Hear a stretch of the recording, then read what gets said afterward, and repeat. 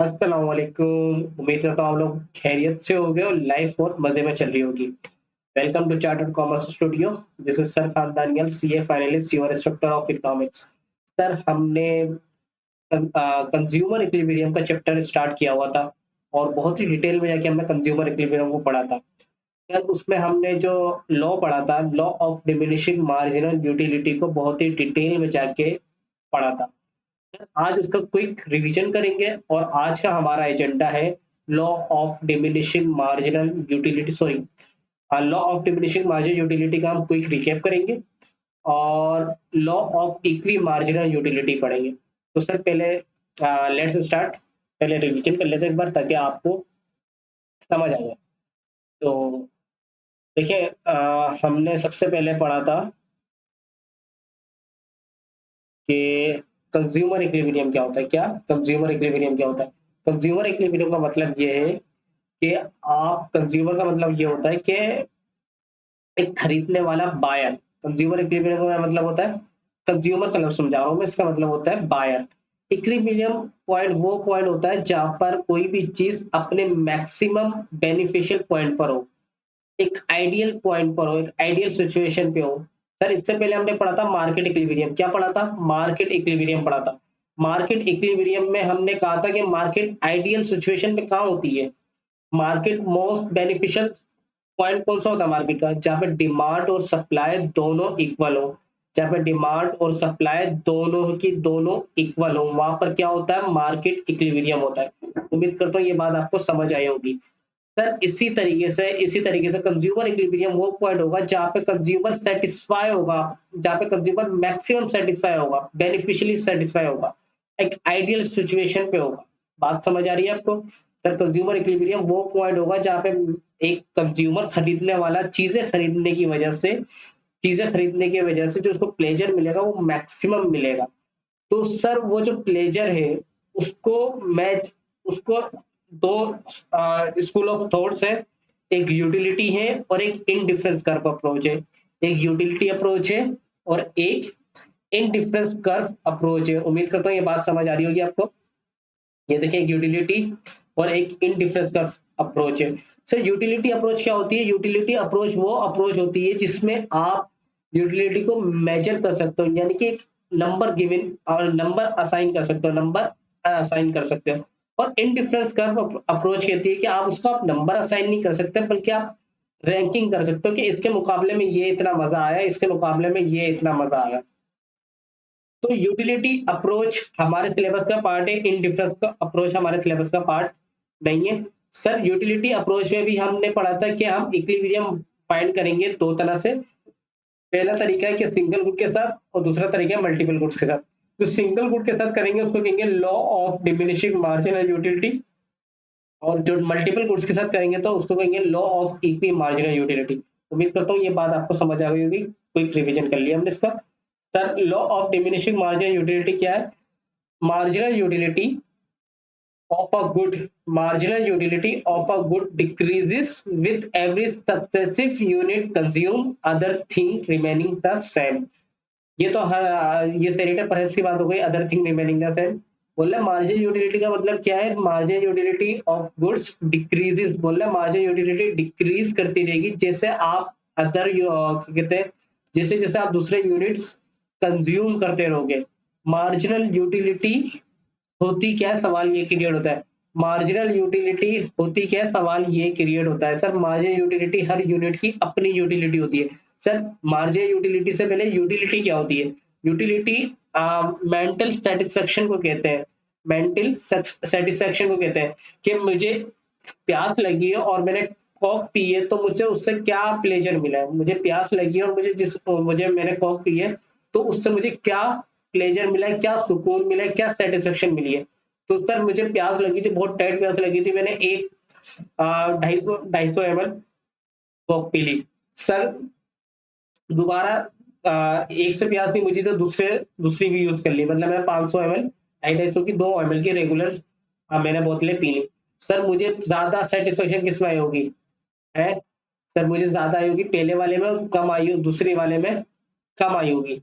Sir जो ज्यादा आई होगी किसी इसको एक नंबर असाइन कर दे, तो मिसाल के तौर पर पहली जो कोक की बोतल पी है वो मैंने 10 यूनिट मुझे उसकी सेटिस्फेक्शन मिली है, 10 यूनिट की उसकी यूटिलिटी थी, और दूसरी यूनिट की कितनी है, यानी कि जो दूसरी बोतल पी है उसकी थी 6।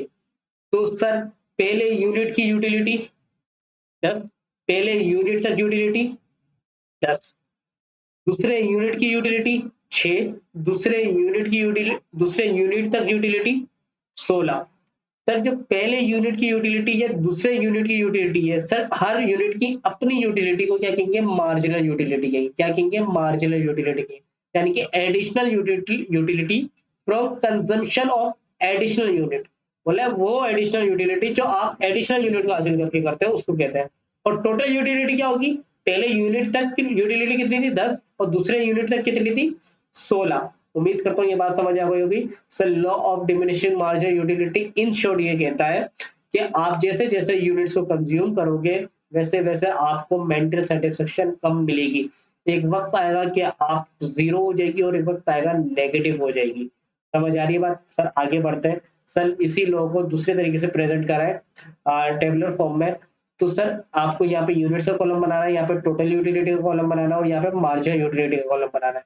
तो सर पहले यूनिट की यूटिलिटी कितनी है 4, क्योंकि ये मार्जिनल यूटिलिटी हर यूनिट की अपनी है। पहले यूनिट की यूटिलिटी कितनी है 4, पहले यूनिट तक यूटिलिटी कितनी है 4, दूसरे यूनिट की यूटिलिटी कितनी है 3, दूसरे यूनिट तक यूटिलिटी कितनी है 7, चौथे यूनिट की यूटिलिटी कितनी है 1, चौथे यूनिट तक यूटिलिटी कितनी है 10। उम्मीद करता हूँ ये बात आपको समझ आई होगी। सर आपने स्टेट्स में पढ़ा होगा फ्रीक्वेंसी से कम्युलेटिव फ्रीक्वेंसी निकालते हैं नहीं निकालते, मैथ्स और स्टैट्स में पढ़ा होगा। और आपने ये भी पढ़ा होगा कम्युलेटिव फ्रीक्वेंसी से फ्रीक्वेंसी निकालते हैं। बिल्कुल इसी तरीके से कॉन्सेप्ट यहाँ पे अप्लाई हो रहा है। सर होना क्या चाहिए था कि मार्जिन यूटिलिटी यहाँ पे आना चाहिए था और टोटल यूटिलिटी यहाँ पे आना चाहिए था। यहाँ पर आता 4 3 2 1 0 -1, सही है सर। लेकिन टोटल यूटिलिटी यहाँ पे आता 4 7 9 10 10 9। समझ आ रही है सर। लेकिन इकोनॉमिक्स की अपनी मर्जी है, जिसने ये लॉ प्रेजेंट किया उसने इस तरीके से प्रेजेंट किया, हमें भी इसी तरीके से प्रेजेंट करना पड़ेगा। तो सर हमें मार्जिन यूटिलिटी से टोटल यूटिलिटी निकालनी चाहिए आनी चाहिए, और टोटल यूटिलिटी से मार्जिन यूटिलिटी निकालना आनी चाहिए। टोटल यूटिलिटी से मार्जिन यूटिलिटी कैसे निकलेगी, टोटल यूटिलिटी से मार्जिन यूटिलिटी निकलेगी चेंज इन टोटल यूटिलिटी। कितना चेंज आ रहा है 7 और 4 में 3, चेंज इन यूनिट कितना चेंज आ रहा है 1, तो आ गई दूसरे यूनिट की यूटिलिटी। इसी तरीके से इधर आ जाए तीसरे और चौथे यूनिट की, मैं निकालना चाह रहा हूँ किसकी यूनिट की, तीसरे यूनिट की, सॉरी चौथे यूनिट की। तो 9 और 10, तीसरे और चौथे यूनिट की यूटिलिटी में फर्क कितना है 1, तीसरे और चौथे यूनिट्स में कितना फर्क है 1, तो यूटिलिटी क्या आ गई 1। चौथे और पांचवे की निकालना चाह रहा हूँ, पांचवें और चौथे में कितना चेंज आया है, न्यू वैल्यू ये minus old value, new value minus old value. Sir आपने इलास्टिसिटी ऑफ डिमांड देखा होगा, चेंज कैसे निकालते हैं, new value minus old value. सही है, तो क्या आ गया चेंज, चेंज आ गया 1, ओ सॉरी 0, और 5 में से 4 गए तो 1। सर नीचे 1 की कोई वैल्यू नहीं होती, तो 0 डिवाइड बाय 1 इज 0। बात समझ आ रही है सर। मुझे ये निकालना आना चाहिए सर, ये बहुत ही डिटेल में मैंने आपको law of diminishing marginal utility में पढ़ाया, लेकिन दोबारा पढ़ा रहा हूँ क्योंकि मुश्किल कॉन्सेप्ट है। बात समझ आती है, उम्मीद करते हैं बात समझ आ गई होगी। सर इसका ग्राफ देखें तो जब पहला यूनिट कंज्यूम किया था तो मुझे कितनी कितनी मेंटल सेटिस्फेक्शन मिली 4 यूनिट की, जब दूसरा यूनिट कंज्यूम किया तो 3, जब तीसरा यूनिट कंज्यूम किया तो 2, जब चौथा यूनिट कंज्यूम किया तो 1, जब पांचवा यूनिट कंज्यूम किया तो 0। यानी कि जैसे जैसे मैं पानी पीता जा रहा था वैसे वैसे मेरी प्यास बुझती जा रही थी, और एक वक्त आया कि मेरी प्यास खत्म हो गई, और एक वक्त आया कि मैंने इतना पानी पी लिया कि मुझे उल्टी हो गई, तो ये -1 पे चला गया। बात समझ आ रही है, ये क्या है मार्जिनल यूटिलिटी। गुड्स को जैसे जैसे कंज्यूम करते जाओगे उसकी यूटिलिटी डिक्रीज होती जाएगी। Marginal utility of a good, क्या लिखा हुआ था भाई देखें, marginal utility of a good decreases with every successive unit consumed। यही तो बात कह रहा हूं मैं, marginal utility of a good decreases with every successive unit consumed। सही है सर। और इसी की तरह ये किसका कर्व बनाया मैंने, मार्जिनल यूटिलिटी का कर्व बनाया है। सर टोटल यूटिलिटी का कर्व कैसे बनाएंगे, सर ये ऐसे बनाएंगे सर, जब एक यूनिट की एक यूनिट को कंज्यूम किया था तो टोटल यूटिलिटी कितनी आ रही है 4, ये देखें, सही है 4। दूसरे यूनिट को कंज्यूम किया था तो कितनी आ रही है 7, ये देखें 7, सही है। अब मैं बार बार नहीं लिखाऊंगा ताकि टाइम वेस्ट हो रहा है। तीसरे यूनिट की 9 आ रही थी शायद, 5वें यूनिट पे ये आ रही थी, और छठे यूनिट पे ये आ रही थी। इस पॉइंट को कनेक्ट किया तो हमने क्या देखा, जैसे जैसे यूटिलिटी डिक्रीज हो रही है, कौन सी यूटिलिटी, मार्जिनल यूटिलिटी, जैसे जैसे मार्जिनल यूटिलिटी क्या हो रही है, डिक्रीज हो रही है, क्या हो रही है, डिक्रीज हो रही है। सर टोटल यूटिलिटी क्या हो रही है, इंक्रीज हो रही है, टोटल यूटिलिटी क्या हो रही है, इंक्रीज हो रही है। बात समझ आ रही है, बात समझ आ रही है। सॉरी, मैंने गलत बोल दिया ये बात। जैसे जैसे जब तक मार्जिनल यूटिलिटी पॉजिटिव है, जब तक मार्जिनल यूटिलिटी क्या है, पॉजिटिव है, जब तक मार्जिनल यूटिलिटी क्या है, पॉजिटिव है, सर जब तक टोटल यूटिलिटी क्या है, इंक्रीज हो रही है, टोटल यूटिलिटी क्या है, इंक्रीज हो रही है। देखिए भाई मार्जिनल यूटिलिटी क्या है, यहाँ पे मार्जिनल यूटिलिटी का टोटल यूटिलिटी वाई एक्सिस में बनाया हमने। यहाँ पे 4 है, यहाँ पे 3 है, यहाँ पे 2 है, यहाँ पे 1 है। जब तक पॉजिटिव है, जब तक पॉजिटिव है, जब तक पॉजिटिव है, जीरो भी पॉजिटिव होता है सर, जब तक पॉजिटिव है सर क्या हो रही है, यूटिलिटी इंक्रीज हो रही है। जैसे जीरो पर आई, जैसे जीरो पर आई, मैक्सिमम यूटिलिटी हो गई, क्या हो गई, मैक्सिमम यूटिलिटी हो गई, टोटल यूटिलिटी क्या हो गई, मैक्सिमम पॉइंट में पहुंच गई। जैसे ही नेगेटिव में गई तो यूटिलिटी क्या करने लग गई, टोटल यूटिलिटी डिक्रीज करने लग गई। बात समझ आ रही है, यहाँ से यूं आ गया, यहाँ से यूं आ गया। तो when margin utility is positive total utility increase, when margin utility is zero total utility is maximum, when margin utility is negative total utility decrease. सही है, लिखना लाजमी है, सही है। बाकी तो आप कर सकते हो कि कहते हैं वाई एक्सिस पे क्या रिकॉर्ड कर रहे हो, आप एक्स एक्सिस पे क्या रिकॉर्ड कर रहे हो, ये कौन सा कर्व है, क्या बता रहा है, ये सारी चीजें आपको मैंने पढ़ना सिखाई है और आप लिख सकते हैं। सर अगर जल्दी से हम ये देखें, cardinal measurement of utility is possible, बोला सबसे बड़ी अजम्पशन यही है कि यूटिलिटी अप्रोच क्या कहती है, आप किसी भी गुड को जो कंज्यूम कर रहे हो उसमें एक नंबर दिख रहा है आपको। मिसाल के तौर पर मैं सेब खा रहा हूँ तो मुझे एक नंबर मिल रहा है एप्पल में कि मुझे इतने लेवल की सेटिस्फेक्शन मिलेगी। बात समझ आ रही है, मैं बनाना खा रहा हूँ तो मुझे इतने पॉइंट्स की सेटिस्फेक्शन मिलेगी। तो सर प्रैक्टिकली होता है या नहीं होता, लेकिन सब सब अजम्पशन है इसकी ये, ठीक है। सर ऐसा कोई आला नहीं बनाया अभी तक जिसमें ये प्रैक्टिकली मेजरेबल हो कि मैं किसी गुड को कंज्यूम करूँ तो मुझे क्या सेटिस्फेक्शन मिलती है मेंटली। सही, income of the consumer fix, income क्या है, फिक्स है। कंज्यूमर है सिंगल वर्ड, क्योंकि ये law of diminishing margin utility है तो ये सिंगल वर्ड्स पे करता है। समझ आ रही है। कंज्यूमर इज रैशनल, कंज्यूमर अक्लमंद है, बेवकूफ नहीं है, वांट मैक्सिमम सेटिस्फेक्शन। सही है। Consumer has perfect knowledge of utility drive from goods, consumer को नजर आ रहा है, क्या कहते हो, ये गुड मैं कंज्यूम करूंगा तो मुझे कितनी यूटिलिटी मिलेगी, परफेक्ट नॉलेज है। सब प्रैक्टिकली पॉसिबल नहीं है, इम्प्रैक्टिकल बात है सर। ये वाली और ये वाली इम्प्रैक्टिकल बात है, लेकिन ये वाली तो अप्रोच, इसलिए ये अप्रोच मतलब ये लॉ बना ही क्यों है कि कार्डिनल मेजरमेंट पॉसिबल है, समझ आ रही, वरना ये लॉ ही नहीं होता। all utility should be all units should be homogeneous, size of unit should be standardized, consumption must be continuous without time break, consumption time break के साथ नहीं होनी चाहिए, और taste fashion should remain same during consumption, taste और fashion same होना चाहिए। Sir ये क्या थी इसकी assumption थी। एक्सेप्शन क्या है कि भाई जितना पैसा होता है आपके पास इतनी उसकी भूख बढ़ती रहती है, जितनी नॉलेज होती है उसकी तलब इतनी बढ़ती रहती है। आप बोलते हो मैं इंटर किया, मैं इंटर करूंगा, आप इंटर के बाद ग्रेजुएशन करूंगा, ग्रेजुएशन के बाद मास्टर्स करूंगा, मास्टर्स के बाद पीएचडी करूंगा। सर आप तो कहते थे जैसे जैसे आप हासिल करते रह जाओगे वैसे वैसे उसकी कदर कम होती जाती है, बिल्कुल कम होती जाती है। लेकिन लेकिन कुछ चीजें जिनकी कदर कम नहीं होती, लाइक हॉबीज, एडिक्शन। समझ आ रही है, ये बात मैंने बहुत ही डिटेल में बात की थी। Law of diminishing margin utility को शॉर्ट फॉर्म में बताऊं तो किसी भी चीज को यूज करने से, किसी भी चीज को यूज करने से उसकी उसकी अहमियत खत्म हो जाती है। बात समझ आ रही है। सर अगर आप बिरयानी आपको बहुत पसंद है, बहुत पसंद है, लेकिन आपको तीनों टाइम एक हफ्ते तक बिरयानी खिलाई जाए तो आप बिरयानी से बेजार आ जाएंगे, आ जाएंगे या नहीं आ जाएंगे। बिल्कुल इसी तरीके से आपको अपनी बंदी से बात करना बहुत पसंद है, सही है। तो सर अगर वो आपसे बात नहीं करती, तो आपसे हफ्ते में एक बार बात होती है, महीने में एक बार बात होती है, तो उसकी अहमियत का ज्यादा आपको अंदाजा होगा।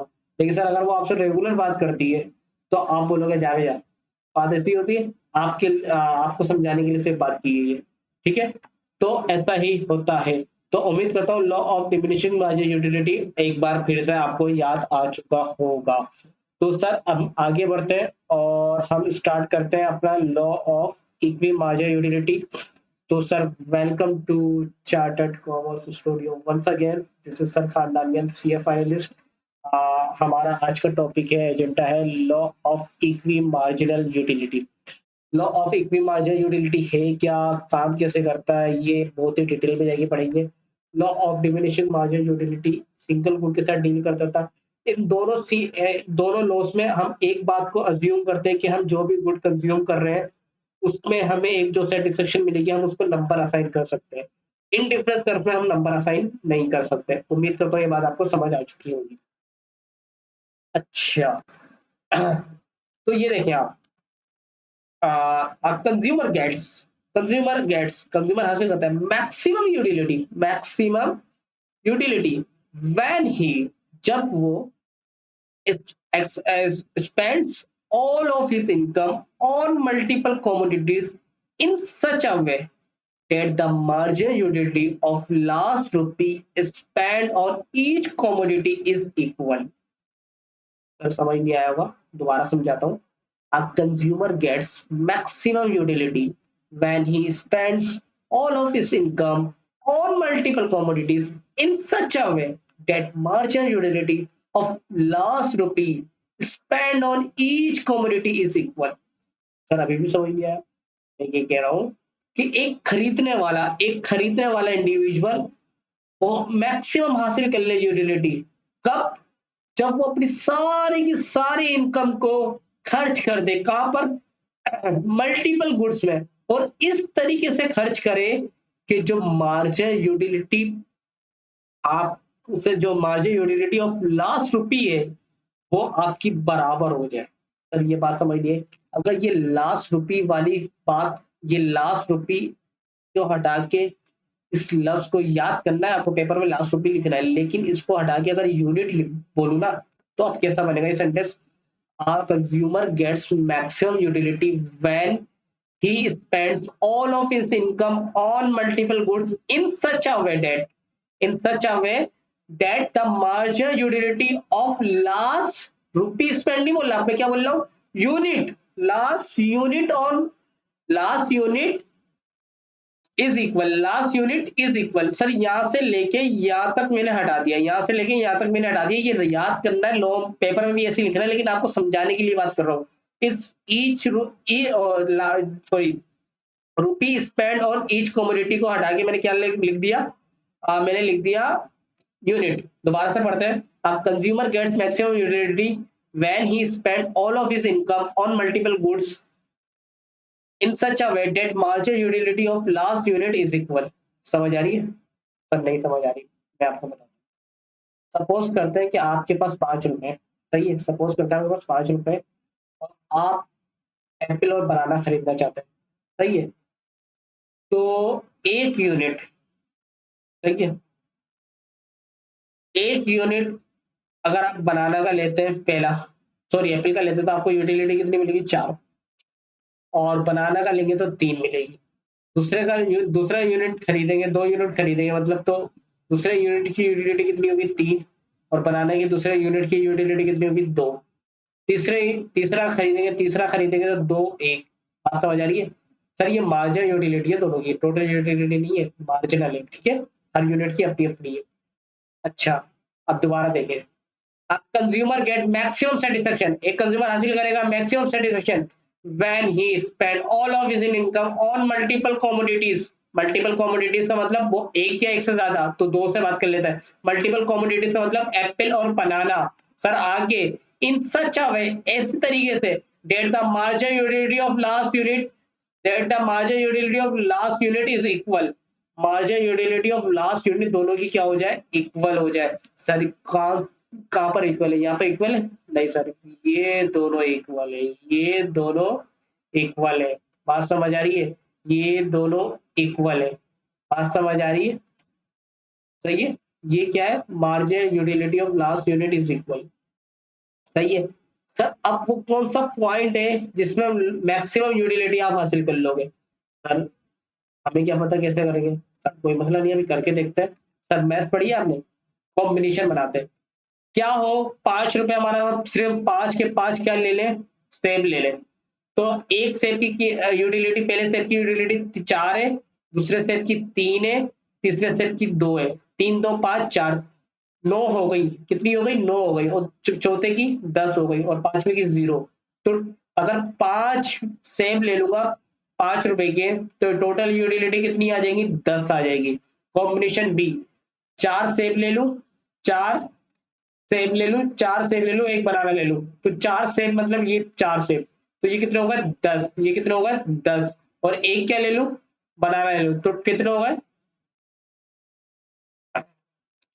13 होगा, कितना होगा, 13 होगा। 4 सेब और एक बनाना, ये बात समझ आ रही है नहीं आ रही, 4, पहले यूनिट की यूटिलिटी 4, दूसरे यूनिट की 3, 4 3 7, तीसरे की 9, ए और एक 10, ये 10 होगा, ये 4 यूनिट खरीदा और एक बनाना खरीदा, तो 13 होगा। सही है सर। इसी तरह सी, सी सी सी कॉम्बिनेशन कैसे बनाया, कि 3 यूनिट किसके ले लिए, बनाने के लिए, और 2 यूनिट किसके ले लिए, उसके ले लिए, एप्पल के ले लिए, और सॉरी 3 यूनिट एप्पल के ले लिए, 2 यूनिट बनाने के ले लिए। तो 4 3 7 और 2, 8 9 10 11 12 13 14, समझ आ रही है, तो कितनी हो गई टोटल यूटिलिटी, 14 हो गई। सर डी, सर क्या करूं, 3 यूनिट इसके ले लूं और 4 यूनिट, सॉरी 2 यूनिट इसके ले लूं और 3 यूनिट इसके ले लूं। एप्पल भी 1 रुपए का आ रहा है, बनाना भी 1 रुपए का आ रहा है, तो 4 3 7 8 9 10 11 12 13, सर क्या आ गया, 13 आ गया। 2 यूनिट एप्पल होगा, 3 यूनिट बनाना होगा। उम्मीद करता हूँ ये बात समझ आ रही होगी। सर आगे एक और केस क्या है, 1 यूनिट किसका ले लूं, एप्पल का ले लूं, और 4 यूनिट किसके ले लूं, बनाना के ले लूं, तो 4 3 7 8 9 10 और एक 0, तो क्या आ गया, 10 आ गया। 1 यूनिट एप्पल का, 4 यूनिट बनाना के, 10। सर पॉसिबल कॉम्बिनेशन देख रहा हूँ कितना कॉम्बिनेशन बना सकता हूँ, ठीक है। आगे एफ कॉम्बिनेशन क्या बन रहा है भाई, लास्ट है कि मैं एक भी बनाना ना लूं, पांचों के पांचों क्या ले लूं, है, पांचों के पांचों बना, और सॉरी एक भी एप्पल ना लूं, ये सॉरी गलती हो रही है बार बार, सारे के सारे क्या ले लूं, बनाना ले लूं, तो 3 2 5 1 6, और माइनस 1, क्या आ जाएगा, 5 आ जाएगा, क्या आ जाएगा भाई, 5 आ जाएगा। तो सर मैक्सिमम यूटिलिटी कौन से पास पॉइंट पर आई, सी पॉइंट पर आई, 14। मैक्सिमम यूटिलिटी कौन से पॉइंट पर आई, 14, जिसमें 3 यूनिट आपने किसके खरीदे हैं, 3 यूनिट किसके खरीदे हैं, 3 यूनिट खरीदे हैं आपने किसके, एप्पल के, और 2 यूनिट खरीदे किसके, बनाना के। तो टोटल यूटिलिटी आपको, मैक्सिमम यूटिलिटी कहाँ पे मिली, 14। सर ये आपकी मैथ स्ट्रॉन्ग थी, आपने इसलिए इसे सोल्व कर दिया। सर क्यों ना हम इसको इकोनॉमिक्स में 2 मिनट में सॉल्व करते हैं, इतनी लंबी चीज को करके दिखाएं, करते हैं सर। क्या लिखा हुआ है, अब कंज्यूमर गेट मैक्सिमम, अब consumer get maximum utility, maximum utility का मतलब ये 14 मैक्सिमम यूटिलिटी है ना ये, when he spent all of his income, जब सारे के सारे इनकम अपनी खर्च करते हैं on multiple commodities, different commodities के दरमियान, in such a way that margin utility of last unit is equal, कि margin utility of last unit is equal। Sir ये इक्वल आ गया, ये इक्वल आ गया, ये इक्वल आ गया, और ये इक्वल आ गया। अब मुझे बताएं इन 3 4 पॉइंट में से कौन सा पॉइंट है जो इक्विलिब्रियम है, ये वाला पॉइंट है, ये वाला, ये है मैक्सिमम सेटिस्फेक्शन, जिसमें 2 यूनिट इसके खरीदे और 1 यूनिट इसका खरीदा, 3 यूनिट। नहीं सर ये नहीं है, नहीं सर ये नहीं है, क्यों, क्योंकि सर यहाँ पे तो 3 रुपए खर्च हुए ना, यहाँ पे कितने रुपए खर्च हुए, 3 रुपए खर्च हुए, 2 रुपए बच गए। तो सर अगर अगर आप पैसे खर्च ना करके यूटिलिटी हासिल नहीं कर रहे, तो आपको क्या कहेंगे लोग, इनएफिशिएंट कहेंगे। क्या कहेंगे, इनएफिशिएंट कहेंगे। सर ये आप इनएफिशिएंट है, आप ज्यादा यूटिलिटी हासिल कर सकते हैं इनकम को खर्च करके, मगर आप नहीं कर रहे। 1 रुपए का आपने एक एप्पल खरीदा, दूसरे रुपए का दूसरा एप्पल खरीदा, एक बनाना खरीदा, सर 3 रुपए खर्च करे, 2 रुपए आपने घर पे रख दिए। सर ये केस नहीं है, क्योंकि सवाल में लिखा हुआ है all of his income, all of his income. बात समझ आ रही है सर। इसी तरीके से सर 1 2 3 4 है, 5 6 7, सर 7 यूनिट खरीद सकता हूँ मैं। सर 1 रुपए का एक एप्पल है और 1 रुपए का एक बनाना है, 5 रुपए कमाता हूँ, 7 यूनिट कैसे खरीदूंगा, इम्पॉसिबल है ये वाला पॉइंट इम्पॉसिबल है, ये वाला पॉइंट इम्पॉसिबल है, इसके नीचे वाला तो और भी इम्पॉसिबल हो जाएगा। बात समझ आ रही है सर, ये इनएफिशिएंट है, ये इम्पॉसिबल। सर कौन सा पॉइंट है जिसमें मेरी ऑल इनकम कंज्यूम हो रही है, 1 2 3 4 5, तो सर ये कौन सा पॉइंट है, इक्विलिब्रियम पॉइंट है, यानी कि तीन तीन यूनिट बनाना के जिसका टोटल करेंगे यूटिलिटी का तो 4 3 7 9 आ जाएगा, और 2 यूनिट किसके बनाना के, 3 यूनिट एप्पल के, 2 यूनिट किसके बनाना के, तो टोटल यूटिलिटी आ गई 14। यही देखे 3 यूनिट एप्पल के, 2 यूनिट बनाने के, टोटल यूटिलिटी आ गई 14। बात समझ आ रही है सर? दोबारा से लो पढ़ते हैं। A consumer get maximum utility when he spend all of his income, सारी की सारी अपनी इनकम, 5 रुपए के 5 रुपए, all of his income on multiple goods. सही है। इन सच अ वे, इस तरीके से करे डेट द मार्जिन यूटिलिटी, यानी कि हर यूनिट की अपनी यूटिलिटी, हर यूनिट की अपनी utility, margin utility of last unit spent on each commodity is equal. Margin utility of last unit, margin utility of last unit is equal।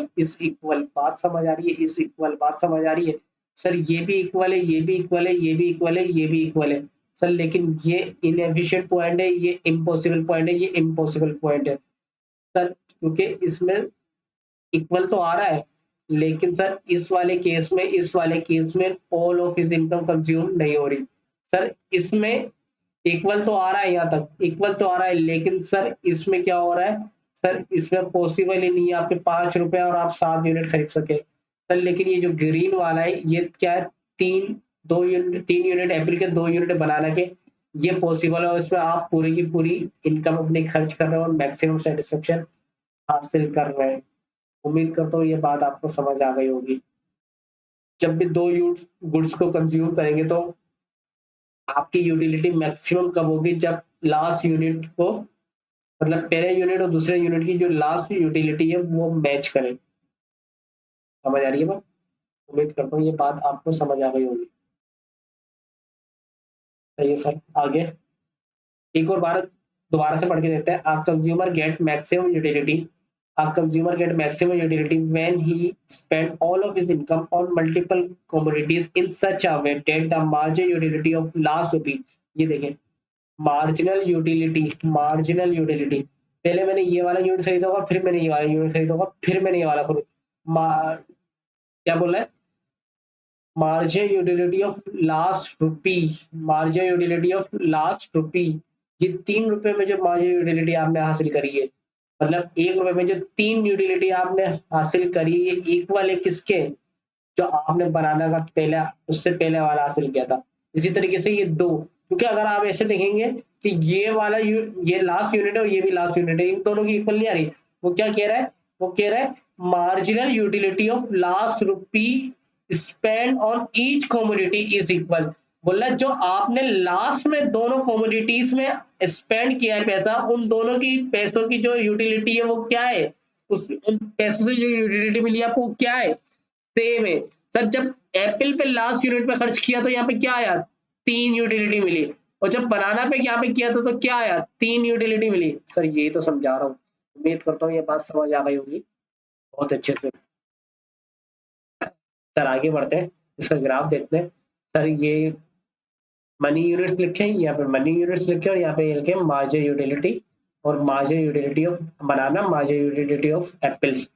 तो sir क्या था कि पहला यूनिट कंज्यूम किया तो 4, पहला यूनिट कंज्यूम किया तो, पहला यूनिट कंज्यूम किया तो 4 यूटिलिटी आ गई, ये देखो भाई पहला यूनिट कंज्यूम किया तो 4 यूटिलिटी। सही है सर।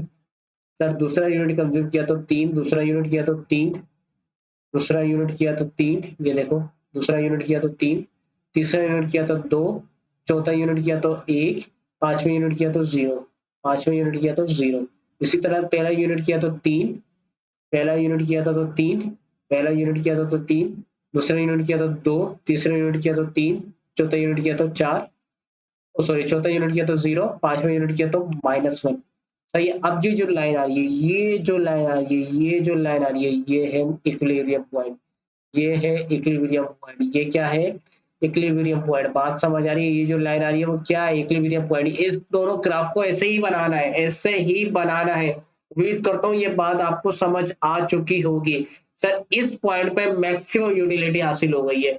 सर मैं देखना चाह रहा हूँ कि मुझे दो से ज्यादा, एक से ज्यादा गुड्स को परचेज करना है, तो मैं कौन से लेवल, मेरा मेंटल सेटिस्फेक्शन कब फुलफिल होगी कि मैं किस तरीके से परचेजिंग करूं, समझ आ रही है कि मैं मेंटली तौर पे सेटिस्फाई हो जाऊं। तो ये sir law of equity marginal utility बता रहा होता है आपको। Sir law of equity marginal utility को एक बार दोबारा से कॉम्प्रिहेंसिवली कवर करते हैं ताकि आपको ये समझ आए। टाइम लगाने का मकसद ये है ताकि आपको ये समझ आए। A consumer gets maximum utility, एक कंज्यूमर हासिल करता है maximum utility when he when he when he spend all of his income, सारी की सारी अपनी income on multiple commodities, on multiple commodities. एक बंदा जब मैक्सिमम यूटिलिटी हासिल करेगा जब वो अपनी सारी की सारी यानी कि 5 के 5 रुपए मल्टीपल कमोडिटीज में इस तरीके से खर्च करे, इस तरीके से खर्च करे कि मार्जिन यूटिलिटी ऑफ लास्ट रुपी, कि जो रुपीज से मतलब जो हमने पैसे खर्च किए हैं उसकी वजह से जो गुड आई है जिसको हमने खरीदा उस गुड को, उसकी जो यूटिलिटी है वो दोनों यूटिलिटी के जो ईच कमोडिटी इज इक्वल। ये देखो बेटा बात सुनो मेरी, मेरा बच्चा वो कह रहा है कि लास्ट रुपी स्पेंड, लास्ट रुपी स्पेंड कहाँ किया आपने, यहाँ पे किया है, सही है। पहला यूनिट इसको लिया, दूसरा यूनिट इसका लिया, तीसरा यूनिट इसका लिया। तो तीसरे यूनिट पे मतलब इसका एप्पल पे लास्ट यूनिट, लास्ट पैसा कब लगाया, दूसरे यूनिट पे लगाया, और बनाना पे लास्ट पहले यूनिट पे लगाया। समझ आ रही है बात। तो सर ये जो लास्ट यूनिट है इसकी इसकी वजह से आपको यूटिलिटी कितनी मिली, 3। बनाना का लास्ट यूनिट क्या लिया आपने, 3। बात समझ आ रही है, क्योंकि आपने 3 ही यूनिट परचेज किया। अगर आप चौथा यूनिट परचेज करते तो बनाना की कितनी होती, 2 होती। तो ये फिर ये इक्वल नहीं आता। समझ आ रही है। इसी तरीके से जब 1 2 3 आपने इसके परचेज किए बल्कि 2 इसके परचेज किए, अगर आप यहाँ पर आते तो सर ये मार्जिन यूटिलिटी इक्वल नहीं है। समझ आ रही है, 2 और 1 मार्जिन यूटिलिटी इक्वल नहीं है। हाँ अगर आप 3 यूनिट एप्पल के खरीदो और जो एप्पल का लास्ट यूनिट है उसकी यूटिलिटी कितनी है, 2, और 2 यूनिट आप बनाने के खरीदो और जो बनाना का लास्ट यूनिट है उसकी यूटिलिटी कितनी है, 2, तो सर ये अब बराबर है, अब बराबर है। उम्मीद करता हूँ ये बात आपको समझ आ चुकी होगी।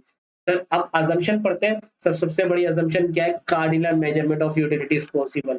Sir cardinal measurement of utility possible है मतलब हम नंबर असाइन कर रहे हैं। सर ये आपने नंबर कहाँ से लाए हो आप, है 4 3 2 1 0, 3 2 1 0 -1, बेटा अज्यूम करें मैं, आपको याद करने, आपको याद करने अज्यूम करें। सर आगे income of consumer is fix. हाँ भाई अगर इनकम फिक्स नहीं होती तो मैं बोलता सारे के सारे यूनिट को खरीद लो। समझ आ रही है, सभी खरीद सकते थे। इस दुनिया में कोई भी ऐसा बंदा नहीं है जिसकी इनकम अनलिमिटेड हो। समझ आ रही है। Consumer has many modes, consumer के पास बहुत सारी मोड्स है। सर ये दोनों की दोनों law of diminishing margin utility utility में भी थी सर, लेकिन कंज्यूमर हैज मेनी मोड्स वहां पे क्या था, कंज्यूमर हैज सिंगल मोड्स। सही है। Wants and goods can be substituted and are divisible. अच्छा इसको बाद में पढ़ेंगे। Consumer has rational and wants maximum satisfaction. Sir ये हमने वहां पे भी पढ़ी थी, तो मैं बताना ये चाह रहा हूँ कि कम चीजें याद करनी पड़ेगी, रिपीटेड चीजें। Consumer has perfect knowledge of, ये भी पढ़ी थी हमने। और law of diminishing margin utility also operates, ये law of diminishing margin utility यहाँ पे भी ऑपरेट करता है कि अगर आप पहले, आपको 2 गुड्स चाहिए ना, आपने पहले एप्पल खा लिया तो दूसरा जब बनाना खाओगे तो आपको यूटिलिटी बराबर थोड़ी ना मिलेगी। ये देखें बराबर थोड़ी ना मिलेगी। समझ आ रही है। और अगर आपने दूसरा एप्पल भी खाया तो फिर भी आपको यूटिलिटी बराबर थोड़ी ना मिलेगी। बात समझ आ रही है। हर यूनिट को कंज्यूम करने के साथ साथ आपकी यूटिलिटी क्या कर जाएगी, डिक्रीज करती जाएगी। बात समझ आ रही है। ठीक है सर। सर ये वाला क्या था, wants and goods can be substituted and are divisible. Sir substitute का मतलब तो आपको पता चल गया होगा। अब तक लॉ ऑफ डिमांड पढ़ लिया आपने, सब्स्टिट्यूट और इलास्टिसिटी पढ़ ली। सब्स्टिट्यूट का मतलब ये कि मैं जिसको चेंज मतलब वो कर सकता हूँ, रिप्लेस कर सकता हूँ। यानी कि मुझे भूख लगी तो मैं जिंगर खा लूँ, पिज्जा खा लूँ, कढ़ाई खा लूँ, कुछ भी खा सकता हूँ ना। बात समझ आ रही है। और मैं पेट भर सकता हूँ। ठीक है सर। लेकिन अगर आपको गाड़ी मतलब कार और घर दोनों चाहिए, कार और घर दोनों चाहिए, कार और घर दोनों चाहिए, तो आप क्या करोगे, आप खुद बताओ। आप बोलोगे कि मुझे कार दे दो सिर्फ या घर दे दो, ऐसा बोलोगे। सब्स्टिट्यूट है आपस में, ये चेंज हो सकते हैं, रिप्लेस हो सकते हैं, नहीं हो सकते। मैं ऐसा बोलूँ आपको, यार घर की 4 दीवारें ले लो और गाड़ी पूरी ले लो इंजन के साथ मगर टायर छोड़ दो, तो क्या आप लोगे? सर क्या डिवाइड हो सर ये? लेकिन अगर मैं बोलूं 1 दर्जन ऑरेंज लेने और 6 आम लेने, आप बोलो नहीं 6 आम ले रहा हूँ, और सॉरी 1 दर्जन आम ले रहा हूँ और 6 ऑरेंज ले रहा हूँ, फिर भी डिविजिबल भी हो रहा है, सब्स्टिट्यूट भी है। आम और ऑरेंज आपस में सब्स्टिट्यूट भी है और डिविजिबल भी है। घर और कार आपस में सब्स्टिट्यूट भी नहीं है और डिविजिबल भी नहीं है। तो law of equi marginal utility उन चीजों पे अप्लाई होता है जो सब्स्टिट्यूट होती हैं, जो सब्स्टिट्यूट होती हैं, डिविजिबल होती हैं। समझ आ रही है बात? Law of diminishing marginal utility, और sorry equi, law of equi marginal utility वहां पे अप्लाई नहीं होगा जहां पे सब्स्टिट्यूट अवेलेबल नहीं होंगे या डिविजिबल नहीं होंगे। बात समझ आ रही है?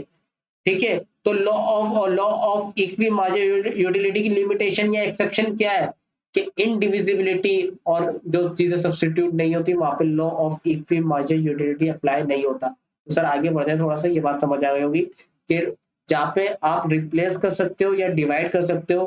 भाई मैं या तो 6 केले ले लूं और 12 ऑरेंज ले लूं, या तो 6 ऑरेंज ले लूं 12 केले ले लूं, ये क्या है? डिविजिबल। सर या तो मैं पिज्जा खा लूं या तो मैं बर्गर खा लूं, सर ये क्या है? Substitute. Sir law of equi marginal utility यहाँ पर ही अप्लाई होता है। Sir limitation of law of equi marginal utility क्या है? इनडिविजिबिलिटी ऑफ गुड्स, यानी कि वही जहाँ पे डिवाइड गुड्स डिवाइड नहीं हो सकती वहां पे law of equi marginal utility apply नहीं हो सकता। लिमिटेशन इसकी, sometimes goods can not be subdivided, example car can not be divided into small parts like फला फला। Therefore, optimum point of utility cannot be achieved. आप achieve ही नहीं कर सकते ऑप्टिमम। कंज्यूमर इग्नोरेंस, कंज्यूमर को knowledge ही नहीं है। Consumer में have not perfect knowledge of availability of all goods और डियर यूटिलिटीज। कंज्यूमर को पता ही नहीं है उस बेचारे को, वो बहुत ही इग्नोरेंट है। समझ आ रही है किस बारे में? कि कौन कौन सी गुड्स अवेलेबल है, कौन कौन सी गुड्स को क्या क्या उसमें यूटिलिटी है। Consumer do not make conscious calculation. Consumer often do not think about utility in term of numerical value. समझ आ रही है? आप कहते हो कि नॉलेज है, आप law of equi marginal utility या law of diminishing marginal utility में पढ़वाते हो कार्डिनल मेजरमेंट इज पॉसिबल, यानी कि आप कहते हो कि नंबर असाइन करना, यूटिलिटी को नंबर असाइन करना पॉसिबल है।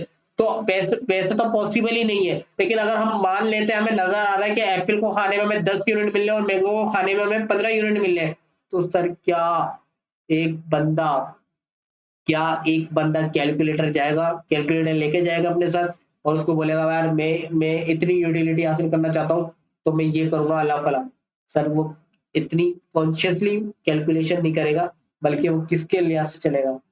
प्रिपरेशन के लिहाज से चल रहा होगा, टेस्ट के लिहाज से चल रहा होगा, कस्टम के लिहाज से चल रहा होगा। Sometime consumer buy on the basis of habits, customs and fashion, not on the basis of utility. Utility की बेस पे नहीं करता।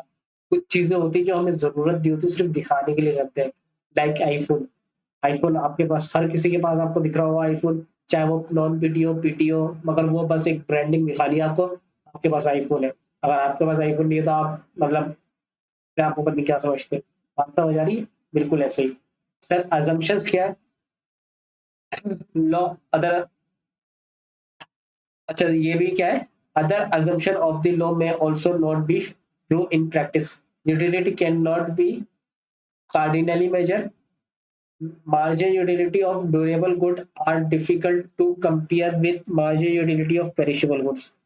सही है। ऐसे ये भी इसके लिमिटेशंस में आता है। सही है कि वो, अच्छा ये देख लेते हैं ये वाली, मैंने आपको बता दी ना, utility can not be cardinal measure, कि यूटिलिटी को पॉसिबल ही नहीं है कि आप दिमागी, मतलब हर किसी को अलग अलग यूटिलिटी मिलेगी। मतलब अगर मुझे बिरयानी पसंद है तो शायद मुझे 100 यूनिट मिले यूटिलिटी बिरयानी खा के, सही है, अगर मैं नंबर असाइन कर रहा हूँ। और आपको बिरयानी पसंद नहीं है तो आपको एक भी यूनिट नहीं मिलेगा। तो आप पॉसिबल ही नहीं है ना इसको मेजर करने का। ठीक है, तो ये मेजर नहीं हो सकती, ये इसकी लिमिटेशन है। और marginal utility of durable good, durable good क्या होती है? जो इसकी लाइफ थोड़ा ज्यादा चलती है। और पेरिशेबल गुड्स क्या होती है? जो बहुत जल्दी खराब हो जाती है, like medicine, foods, agriculture product. तो सर अगर आप एप्पल खा रहे हैं तो अगर आपको उसके उससे कोई सेटिस्फेक्शन, यूटिलिटी, प्लेजर मिला है, तो वो आपके मुंह में जब तक टेस्ट टेस्ट रहेगा उसका, जब तक ही कर पाओगे ना उसको। फील। मिसाल के तौर पे मैंने निहारी खाई, उस वक़्त निहारी जब खा रहा था मैं, तो उस वक़्त तो मुझे मज़ा आया, उसके बाद थोड़े अरसे तक और मज़ा आया होगा जब तक वो निहारी का टेस्ट मुँह में रहा होगा। समझ आ रही है? जब तक इधर रहा होगा। लेकिन मैंने एक क्या खरीदा है, मैंने एक बैट बॉल खरीदा है। अब मैं जब-जब बैट बॉल खेलता हूँ, जब-जब मुझे मज़ा आता है, तो क्या मैं इन दोनों को कंपेयर कर सकता हूँ? सर नहीं कर सकता ना, उन दोनों की सैटिस्फैक्शन को कंपेयर नहीं कर सकता। समझ आ रही है? बात समझ आ रही है नहीं आ रही? बिल्कुल इसी तरीके से आगे बढ़ते हैं। Practically law of equi marginal utility का काम आता है। This law provide solution to basic economic problem, how to manage scarce यानी कि limited resources against unlimited bonds. सही है, ये लॉ बताता है आपको कि कैसे मैनेज की जाए अपनी लिमिटेड रिसोर्सेज को अनलिमिटेड बॉन्ड्स के लिए, कि एप्लीकेशन कंजम्पशन। भाई law of equi marginal utility बताता है कंज्यूमर को कि तुम इस तरीके से परचेजिंग करोगे तो तुम्हें मैक्सिमम यूटिलिटी मिलेगी। जब कंज्यूमर को ये पता चल गया कि मुझे ऐसे परचेजिंग करनी है, तो जो प्रोड्यूसर है, फर्म है, वो इसी लिहाज से प्रोड्यूस करेंगे। यही प्रैक्टिकली काम आता है, इसको आप रीड कर लीजिएगा, इसमें कोई ऐसी बड़ी बात नहीं लिखी हुई। तो उम्मीद करता हूँ ये बात आपको समझ आ चुकी होगी। थैंक यू सो मच, आपने मुझे इतना बर्दाश्त किया, और आप उम्मीद करता हूँ ये आपको लेक्चर समझ आया होगा। देखिए, law of equi marginal utility और law of diminishing marginal utility दोनों बहुत ही इंपॉर्टेंट कॉन्सेप्ट है, पेपर के लिहाज से भी, और मतलब इकोनॉमिक्स के भी वैसे बहुत ही इंपॉर्टेंट कॉन्सेप्ट है, प्रैक्टिकली काम आते हैं। तो थैंक यू सो मच, मिलते हैं अगले लेक्चर में, दुआओं में याद रखिएगा। अल्लाह हाफिज।